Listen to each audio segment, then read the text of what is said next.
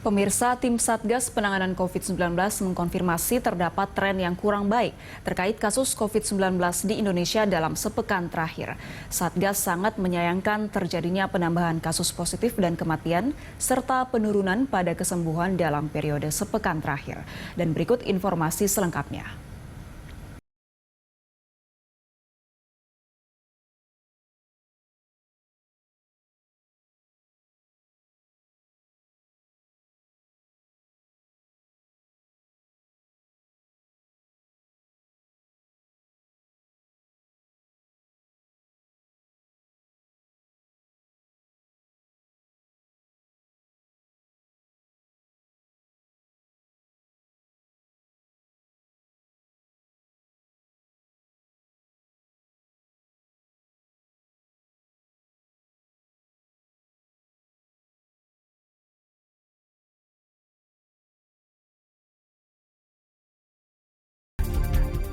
Ya, kita lanjutkan dialog kita masih bersama dengan tim pakar Satgas COVID Nasional, Hasbuloh Tabrani. Pak Hasbuloh, tadi Anda sempat mengkonfirmasi bahwa memang ada penambahan beberapa daerah dengan kasus COVID-19 yang varian baru ini. Daerah mana saja itu, Pak?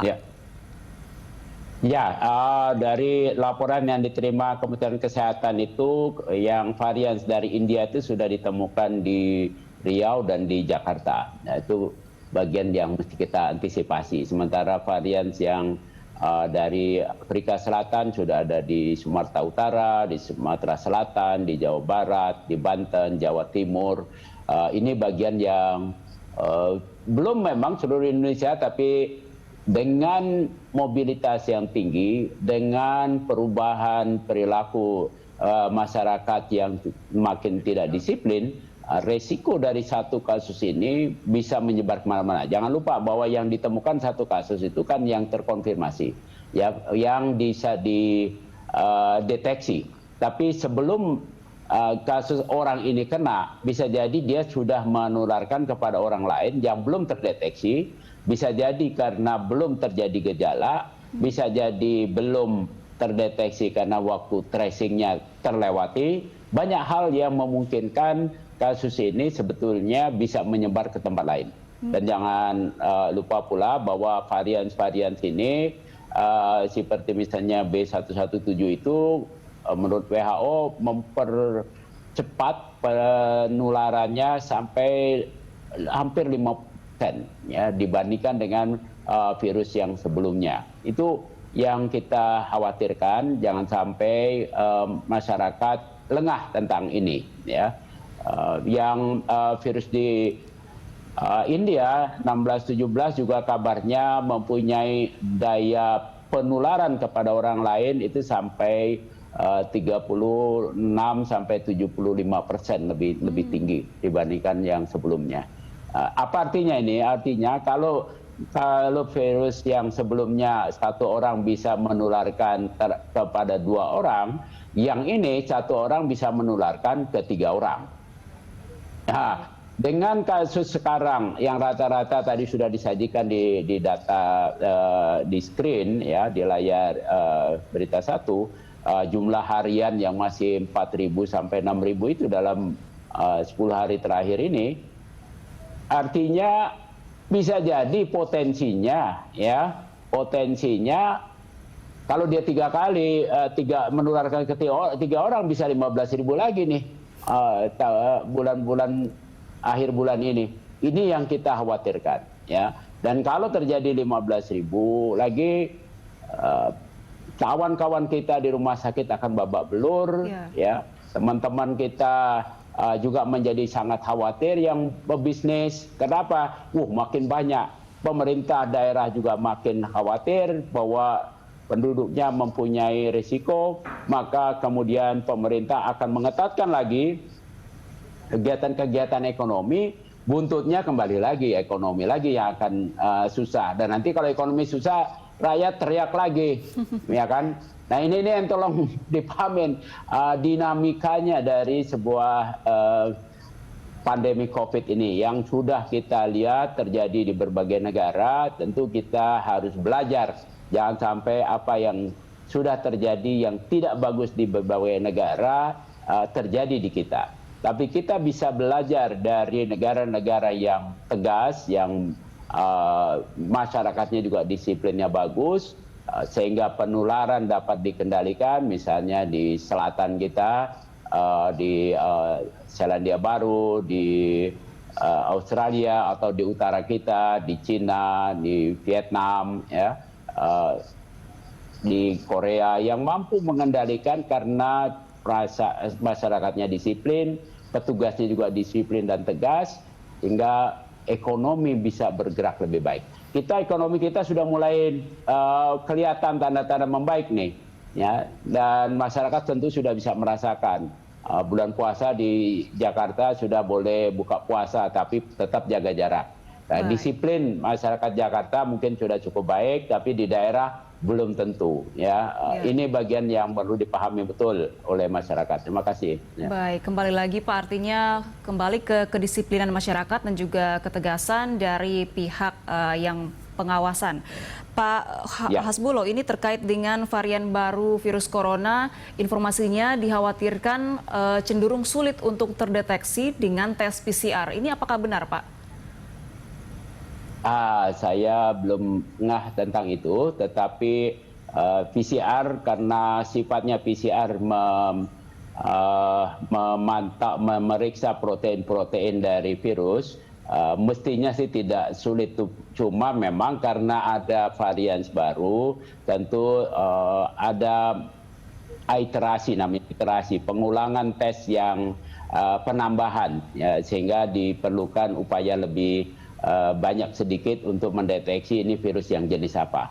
Karena ketika virus SARS-CoV-2 ini dideteksi, kemudian ada pemeriksaan lanjutannya untuk mendeteksi ini yang jenis apa, gitu. Jadi bukan sangat sulit seperti tidak bisa dideteksinya, bukan. Tapi tambahan kegiatan itu iya. Tapi kalau dibilangnya sulit, menurut saya sih tidak. Saya belum cek laporan itu atau pemeriksaan itu, ya. Tapi kira-kira don't worry about that, karena teknologi untuk ini sangat cepat berkembang. Buktinya apa? Buktinya kemampuan kita untuk mendeteksi virus B1617 ada di mana, kita sudah bisa deteksi, ya. Walaupun perubahan virus itu baru terjadi beberapa waktu yang lalu, beberapa minggu bahkan beberapa bulan. Karena apa? Pemeriksaan laboratorium untuk mengenali virus sudah semakin canggih, baik di negara maju maupun di Indonesia. Ya, jadi bisa kita lakukan. Bahwa tidak dideteksi, tampaknya sih enggak. Ya, jadi masyarakat jangan terlalu khawatir dengan informasi-informasi yang belum tentu benarnya. Yang paling penting masyarakat pahamin adalah dengarkan apa yang disampaikan oleh pemerintah, ya, oleh Kementerian Kesehatan, oleh Satgas, bahwa ABC-nya begini. Jadi kalau ada informasi-informasi yang belum dipercaya, lebih baik cek di websitenya Satgas, di websitenya Satgas Nasional maupun Satgas Kementerian Kesehatan, akan ada lebih baik. Di situ juga ada tanya jawabnya, sehingga nanti teman-teman saya yang memang bekerja di virusnya atau di laboratorium akan menjawab itu dengan lebih akurat. Ya. Baik, Pak Hasbulo, terkait dengan virus baru ini sendiri, apakah berdampak kepada efektivitas dari vaksin? Bagaimana dengan mereka yang terinfeksi virus corona jenis baru ini di beberapa daerah yang sempat Bapak sebutkan tadi? Apakah mereka sudah menjalani vaksinasi? Kalau berdampak terhadap vaksin, so far sampai saat ini hasil deteksi yang saya dapatkan dari teman-teman di Kemenkes belum terbukti bahwa akan mempengaruhi efektivitas vaksin. Ya. Jangan lupa, apalagi vaksin yang kita pakai ini, vaksin Sinovac, itu vaksin yang dikembangkan dari seluruh badan virus yang dilemahkan atau dimatikan. Jadi semua aspek komponennya sudah ada di situ. Ya, sehingga kalau ada perubahan kecil itu kan mungkin saya bisa misalkan kalau kita makan lauknya berubah dikit gitu, ya, menunya sama, yang satu pakai ikan, yang satu pakai ikan bawal atau pakai ikan baronang begitu. Ya variannya sedikit, tetapi tetap makan siang dengan ikan, kira-kira begitu ya. Nah itu tidak akan terlalu mempengaruhi besar dari situ. Yang sudah terkena saya nggak punya data apakah dia sudah divaksin atau belum divaksin. Baik, ini Pak terkait dengan adanya peningkatan kasus COVID-19, lalu dengan masuknya 3 varian baru virus corona, sejauh ini upaya 3T yang dilakukan di Indonesia seperti apa Pak evaluasinya? 3T dengan fakta yang kita lihat yang paling gampang evaluasinya adalah angka-angka deteksi virus terkonfirmasi itu semakin berkurang. Nah itu adalah indikator bahwa 3T berjalan baik ya. Karena dari bulan Januari sampai sekarang bulan Mei terjadi penurunan sekitar 2/3 ya. Tapi jangan euforia, kembali lagi jangan euforia, kita melakukan tes terus dan juga mesti disadarin upaya-upaya 3T itu menghabiskan anggaran cukup besar, jangan pula membebani negara dengan biaya-biaya yang harus dikeluarkan karena tidak disiplinnya masyarakat, biaya yang dia harus keluarkan semakin banyak. Itu perlu dipahamin ya, jangan mentang-mentang tahu masyarakat pemerintah sudah lakukan 3T, nanti kami dites, kami dilindungin, nggak apa-apa, tolong itu jangan dilakukan karena banyak belanja itu bisa dicegah kalau kita bisa disiplin baik. Baik, Pak Hasbulo, kalau kita berkaca dari kasus yang terjadi di beberapa negara di Eropa, ini disebutkan varian baru COVID-19 menjadi pemicu munculnya gelombang ketiga atau third wave dari COVID-19. Untuk preventif sendiri, langkah pencegahan yang bisa dilakukan Indonesia apa, Pak? Ya, memang kalau kita lihat di Eropa itu terjadi gelombang ketiga tadi, dan di Indonesia belum, karena gelombang satunya baru saja selesai dan kita sedang menurun. Jadi potensi terjadi di Indonesia bisa jadi, ya, bisa jadi. Oleh karena itu kita harus betul-betul tegas. Pertama, memperketat masuknya orang-orang dari negara-negara yang sudah mempunyai riwayat ada virus jenis baru di daerah situ, di negara itu. Ya, hanya mereka yang memang mempunyai kepentingan betul-betul bahwa misalnya penggantian petugas kedutaan yang boleh atau mengimpor barang dari kita yang diperlukan boleh masuk, tapi tetap dengan protokol yang ketat. Ya, itu cara kita untuk menghindari masuknya virus ini. Dan bukan hanya di pelabuhan udara, kita juga harus mengantisipasi terjadinya interaksi manusia pada pelabuhan-pelabuhan laut ya, yang mengangkut barang-barang. Karena barang-barang ini kita butuhkan. Yeah. Baik dari Indonesia diekspor keluar ataupun dari luar yang kita impor. Dua-duanya akan membawa orang, membawa potensi untuk menimbulkan atau ada yang nebeng virusnya di orang-orang yang bepergian itu. Dan lebih penting lagi buat Indonesia, ini yang memang sulit harus diakui, tetapi teman-teman kita Angkatan Laut mudah-mudahan bisa mendeteksi. Kan kita tahu juga banyak nelayan-nelayan yang asing yang pada berkeliaran mencuri ikan di kita.